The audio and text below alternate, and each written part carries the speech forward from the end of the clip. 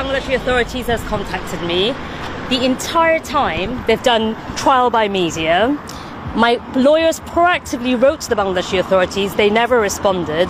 I'm sure you টিউলিপের বিরুদ্ধে অভিযোগের প্রমাণ দিতে দুদক ব্যর্থ বলে দাবি করেছেন তার আইনজীবীরা। এছাড়া ঢাকার পূর্বাচলে প্লট বরাদ্দের অনিয়মের মামলায় টিউলিপের বিরুদ্ধে যে গ্রেফতারি পরোয়ানা জারি হয়েছে তাকে ন্যায় বিচার প্রক্রিয়ার পরিপন্থী বলে মন্তব্য তার আইনজীবীদের।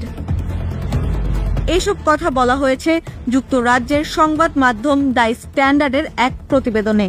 ব্রিটিশ সংসদ সদস্য টিউলিপের আইনজীবীরা গণমাধ্যমটির কাছে দাবি করেছেন, অভিযোগ গঠন, পরোয়ানা ইস্যু ও গণমাধ্যমে একতরফা প্রচার চালানোর পরও টিউলিপ বা তার আইনজীবীদের সঙ্গে যোগাযোগ করেনি দুদক।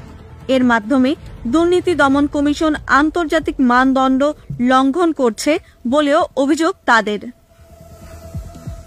প্রামাণিক নথির ভিত্তিতে টিউলিপের বিরুদ্ধে তদন্ত চলছে। তবে যুক্তরাষ্ট্রভিত্তিক law firm Stephenson Harwood LLP জানিয়েছে 18 মার্চ থেকে শুরু করে একাধিক চিঠি পাঠানো হলেও বাংলাদেশের কর্তৃপক্ষ এখনো একটি নথিও হাজির করতে পারেননি। ছাত্র জনতা আন্দোলনে 2024 সালে 5 আগস্ট শেখ হাসিনা সরকারের পতন ঘটে। এরপর শেখ হাসিনা তার বোনের মেয়ে টিউলিপ সহ শেখ পরিবারের সদস্যদের বিরুদ্ধে বিভিন্ন অভিযোগের বেশ কয়েকটি মামলা হয়েছে। এর মধ্যে পূর্বাচলে প্লট বরাদ্দে অনিয়মের অভিযোগে দুদকের এক মামলায় 13 এপ্রিল টিউলিপ সহ 53 জনের বিরুদ্ধে গ্রেফতারি পরোয়ানা জারি করে ঢাকার একটি আদালত। সেখানে টিউলিপকে 27 এপ্রিলের মধ্যে জবাব দিতে নির্দেশ দেওয়া হয়। দুদকের দাবি, প্লট বরাদ্দের অনিয়মের অভিযোগের বিষয়ে নিজেদের বক্তব্য তুলে ধরতে টিউলিপ সিদ্দিককে 3 দফা নোটিশ দিয়েছিল তারা, কিন্তু কোনো সাড়া মেলেনি।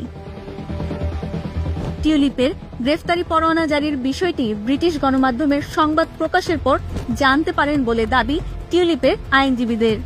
খবরে বাংলাদেশি আদালতে অভিযোগ গঠন, গ্রেফতারি পরোয়ানা জারি, রেড নোটিশ ইস্যুর হুমকি এবং প্রতিনিয়ত গণমাধ্যমে এই বিষয়ে বক্তব্য দেওয়ার বিপরীতে টিউলিপ সিদ্দিক বা তার আইনজীবীদের সঙ্গে একবারও যোগাযোগ না করা ন্যায় বিচার প্রক্রিয়া পরিপন্থী বলে উল্লেখ করেন আইনজীবীরা।